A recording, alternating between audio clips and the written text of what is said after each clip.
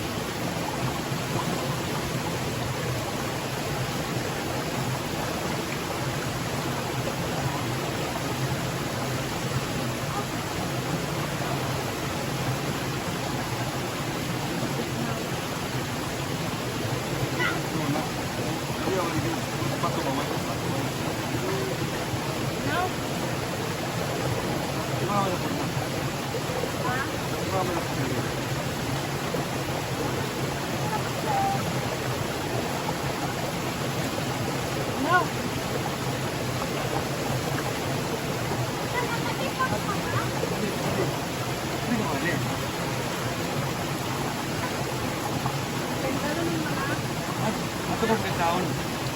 Hindi ka breakdown. Hindi pa breakdown ba? Wala din. Ito kaya ba ito sila? Wala pa ito na mo. Hindi.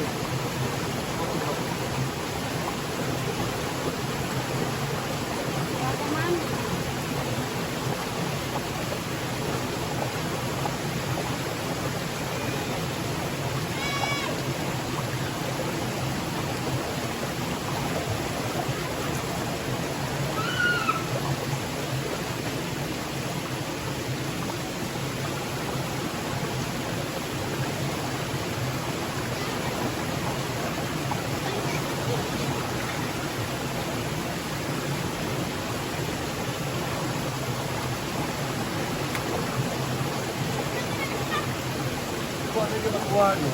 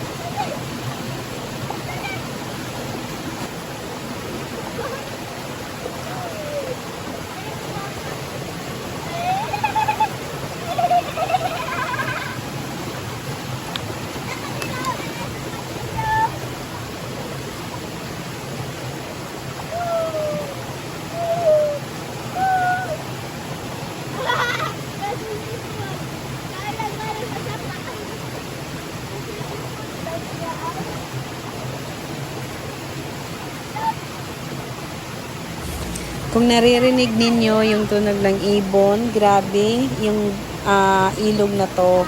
Grabe, napakalakas talaga ng hagos. Kaya yan dyan sa baba, dyan mo makikita yung ilog na napakalawak.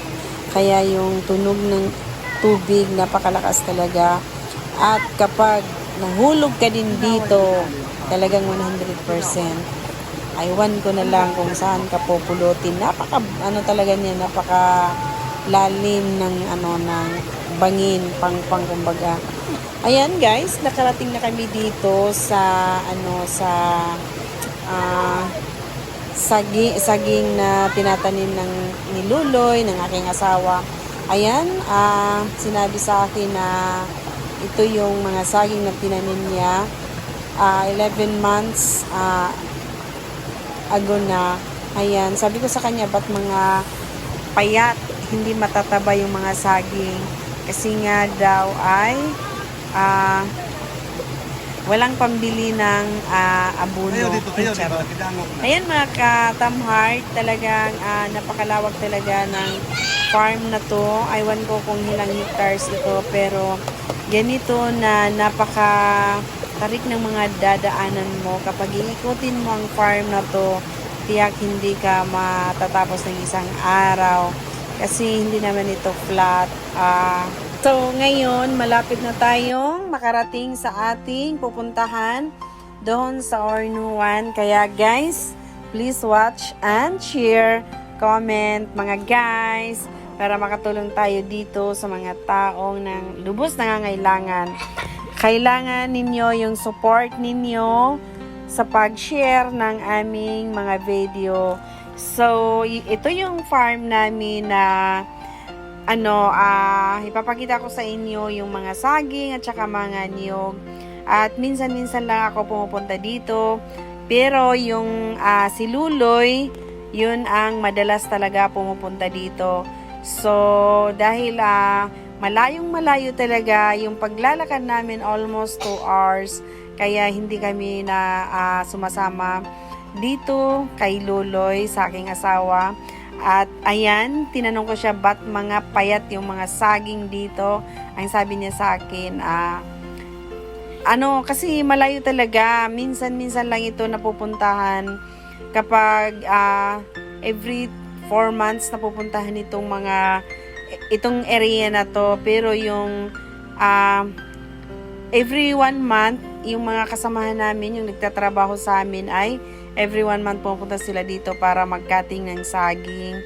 Kaya mga ka-Tamheart, please support para matulungan natin sila. Pero kahit gaano talaga kalayo, kapag gusto mo ay mararating mo.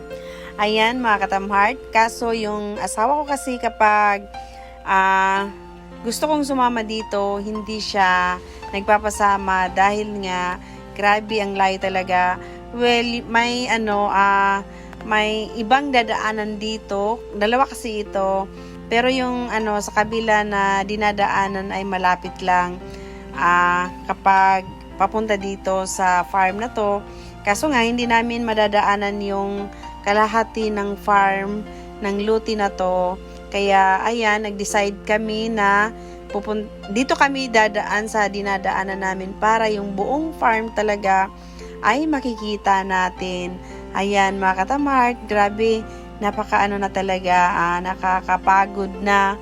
Ayan, nakikita na natin yung horse, yung kabayo namin, at apat na kabayo na to. Aywan ko kung saan na yung iba. Ayan, itong kabayo na to ay napakabait. Yan ang sinasakyan namin tuwing pupunta kami ng ibang farm. Kaso ito ngayon ay nauna na sa amin dahil nga sinakyan ng mga trabante. Kaya yan, at sabi ko nga din sa kay Luloy na maglalakad na lang tayo at hindi na lang tayo sasakay ng kabayo papuntang Hornuan dahil para makita at ma-enjoy natin yung paglalakad natin. So mga ka-Tamheart, hindi pa kami kumakain at wala pa kaming almusal. Ayan, nakikita na natin yung obolba, yung apoy. Ayan, nag-uuling yata sila, kaya yan, napakasaya namin at nakikita na namin yung Hornuan. So mga ka-Tamheart, talagang napapaligiran ito ng ilog, kaya hanggang dito ay maririnig talaga yung hagos ng tubig. Kaya yan, mamaya pupunta kami doon at maliligo kami sa ilog. Ayan mga kapuso, kailangan talaga pakishare at pakisupport sa aming mga video. Ayan, talagang kapag iikotin namin itong farm namin ay talagang isang araw bago namin maikot lahat. Kasi nga, mahirap yung may mga portion kasi may mga portion na yung area is flat. Tapos may mga portion din na mahirap, kaya hindi ka basta-basta makakalakad. Kaya kapag anuhin mo ito isang araw talaga bago mo maikot lahat ng farm na to. Ayan, napaka dumi na. Ayan, nakikita na namin yung Hornuan at may mga tao. Kaya ayan, dito kami ngayon mag-i-stay ng whole day. Mamaya pa kami uwi kasi ngayon, ang time ngayon is parang umalis kasi kami doon is 6:45. Ngayon, ang oras siguro is 8:45 na. Kaya yan, nakakapagod. At ayan, kikita na natin sila. Hindi naman natin pwedeng sabihin mahirap ang buhay. Kasi kahit saan ka, kailangan mo ring kumayod para makakain ka. Kailangan mo rin magtrabaho para makuha mo yung mga bagay-bagay na kailangan mo talagang magkaroon ka ng pera. Kasi kapag magpatanga-tangahan ka lang, talagang walang mangyari sa buhay. Ayan yung mga saging, nilalagay lang dito sa poste ng Hornuan. Samantala kapag nandun ka sa city ay talagang napakamahal. Ayan, napakamahal ng kilo. Dito, kung gusto mong kumain, kukuha ka lang at kakainin mo. Pwede ng almusal yan. Ngayon, kakain kami niyan para yung tiyan namin parang nagre-reklamo na. Kaya mamaya, mga 5 minutes to 10 minutes kakain kami niyan ngayon. Ito yung realidad sa bukid. Kapag hindi ka magtrabaho, hindi ka magugutom kahit kailan. Bakit? Isa, maraming saging dito. Number 2 ay maraming gabi, yung karlang. Marami dito. Pwede kang kumuha, maraming balanghoy. Pwede mo yung kunin at bababa ka lang. I-barter mo kung kahit ano. Pwedeng sa isda or sa bigas. Pwede yun. Kahit hindi ka magtrabaho dito, okay lang. Pero ang masakit doon kapag may pinapaaral ka at magtamad-tamaran ka, talagang walang mangyayari. Talagang hindi makapag-aral. Yun ang realidad dito sa bukid. Sa kuryente, wala kang babayaran kung gugustuhin mo. Kasi fresh naman yung dito, yung hangin, malamig. Hindi ka pwede doon mag-worry. At saka sa panggatong, sa pangluto, hindi talaga problema yon. Alam mo kung bakit? Maraming kahoy dito. Wala kang problemahin dito. Yung problema lang, talagang kapag may estudyante ka, yun ang masakit. Kasi madalas hindi nakakapagtapos at hindi nakakapag-aral dahil napakalayo. Kapag dito ka titira, talagang walang mangyayari sa anak mo. Hindi makakapag-aral dahil napakalayo.